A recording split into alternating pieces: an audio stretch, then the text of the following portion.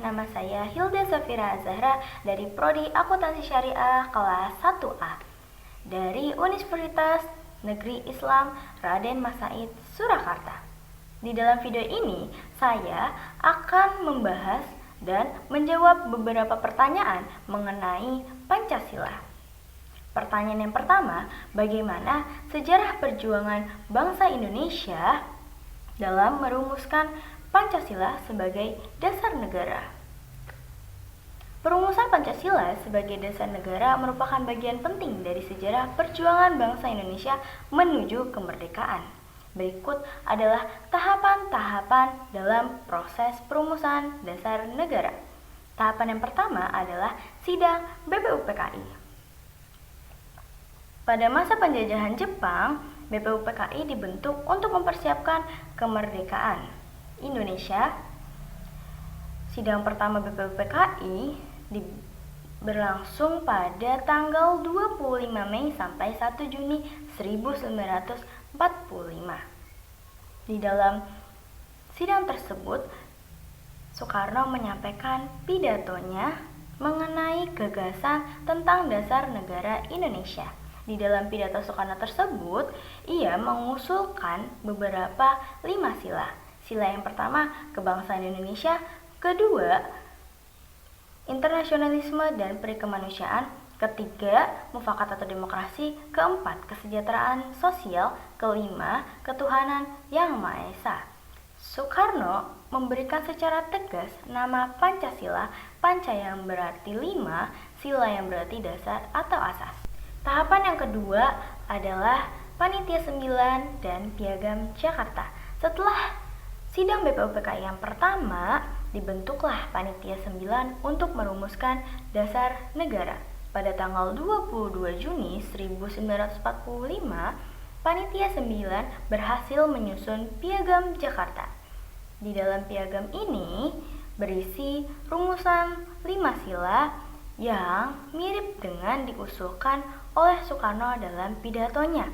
Namun ada sedikit perbedaan, terutama pada sila pertama yang berbunyi ketuhanan dengan kewajiban menjalankan syariat Islam bagi pemeluk-pemeluknya.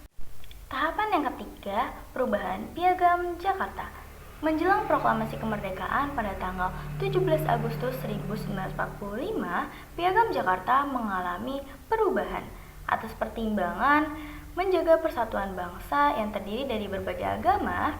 Sila pertama yang berbunyi ketuhanan dengan kewajiban menjalankan syariat Islam bagi pemeluk-pemeluknya diubah menjadi ketuhanan yang Maha Esa.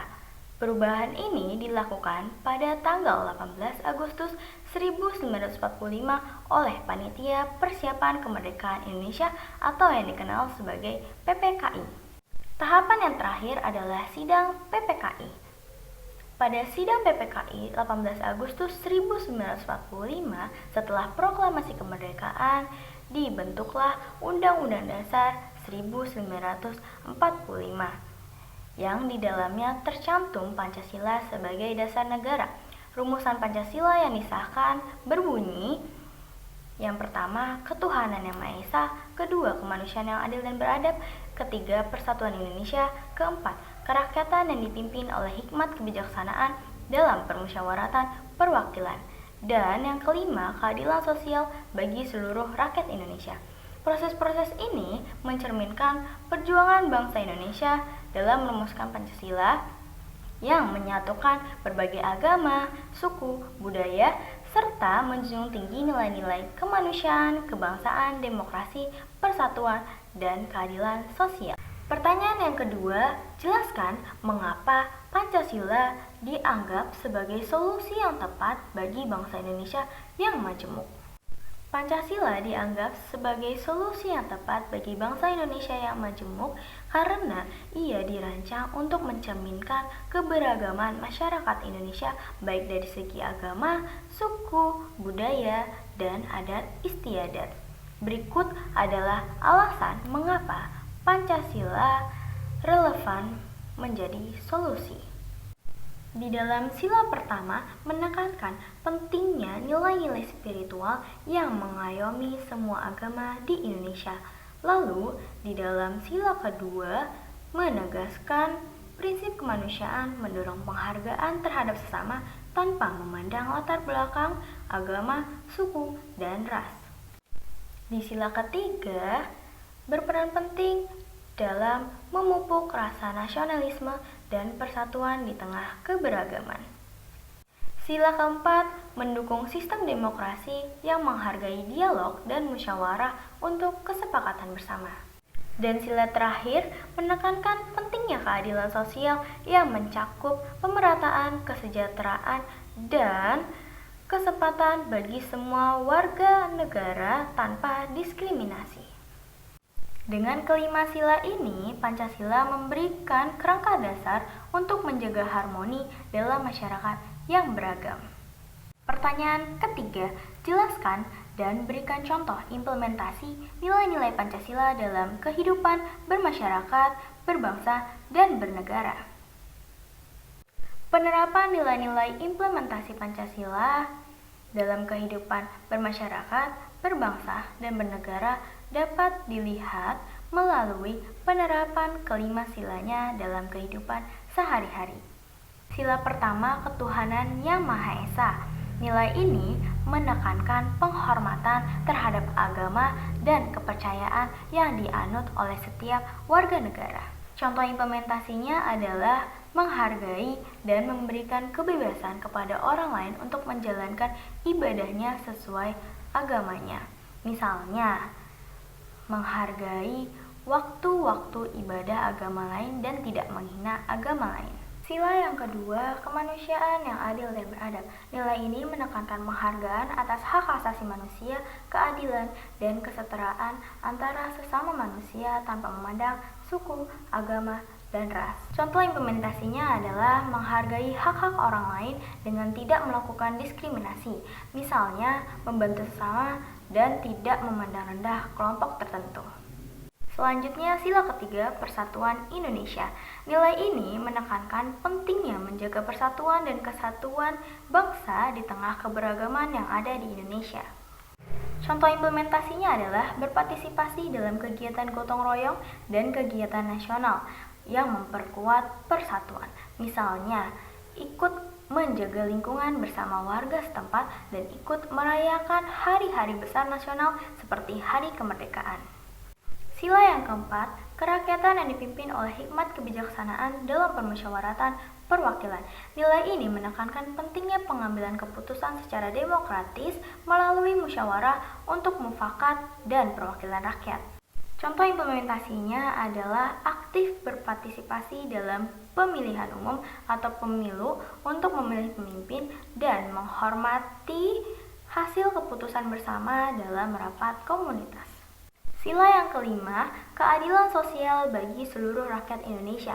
Nilai ini menekankan pentingnya pemerataan kesejahteraan, keadilan sosial, dan pemerataan yang sama bagi seluruh rakyat. Contoh implementasinya adalah mendukung program-program pemerintah yang bertujuan untuk meningkatkan kesejahteraan rakyat. Misalnya, membantu menyebarkan informasi mengenai program bantuan sosial dan ikut serta dalam kegiatan sosial. Pertanyaan yang terakhir adalah, analisislah kasus pelanggaran Pancasila yang sering terjadi di masyarakat, bagaimana cara mengatasi dan menanggulanginya. Kasus pelanggaran Pancasila yang pertama adalah intoleransi agama. Hasil analisisnya adalah kasus pelanggaran ini terjadi ketika suatu kelompok merasa agamanya paling benar dan tidak memberikan kebebasan bagi orang lain untuk melakukan kepercayaannya. Cara pencegahan dan penanggulangannya adalah yang pertama, pendidikan toleransi agama sejak dini di sekolah-sekolah. Kedua, penegakan hukum intoleransi secara tegas. Yang ketiga, promosi dialog antar agama. Kasus pelanggaran yang kedua adalah kekerasan fisik dan verbal seperti bullying dan KDRT. Hasil analisisnya adalah pelanggaran ini muncul akibat kurangnya rasa kemanusiaan dan penghargaan terhadap martabat manusia. Cara mencegah dan menanggulanginya, yang pertama, penanaman nilai-nilai kemanusiaan dalam pendidikan berkarakter. Yang kedua, penerapan sanksi bagi pelanggar hak asasi manusia. Yang ketiga, mendorong kampanye anti-bullying dan anti kekerasan. Pelanggaran yang ketiga adalah konflik antar suku. Hasil analisisnya, pelanggaran ini seringkali dipicu oleh isu-isu kesenjangan sosial, ekonomi, dan politik, sehingga mendorong munculnya gerakan-gerakan yang mengancam persatuan dan kesatuan Indonesia. Cara mencegah dan menanggulanginya adalah pemerintah harus mendorong pemerataan pembangunan di seluruh wilayah Indonesia dan memperkuat rasa nasionalisme melalui pendidikan dan mengedepankan Bhinneka Tunggal Ika. Pelanggaran yang keempat adalah korupsi, kolusi, dan nepotisme. Hasil analisisnya, kasus ini terjadi karena distribusi kekayaan dan kesempatan yang tidak merata. Orang yang berada di posisi kekuasaan sering menyalahgunakan kekuasaannya untuk kepentingan pribadi dan kelompok, serta merugikan masyarakat yang lebih lemah. Cara mencegah dan menanggulanginya, yang pertama, penegakan hukum harus lebih ketat terhadap pelaku korupsi. Yang kedua, program-program pemberdayaan ekonomi dan pendidikan bagi rakyat miskin. Yang ketiga, pemerintah harus memperkuat kebijakan redistribusi kekayaan dan kesempatan. Oke, selesai sudah pertanyaan-pertanyaan yang sudah saya bahas. Terima kasih sudah menonton. Semoga pengetahuan ini bermanfaat bagi kalian semua. Saya pamit undur diri. Wassalamualaikum warahmatullahi wabarakatuh. Sampai jumpa.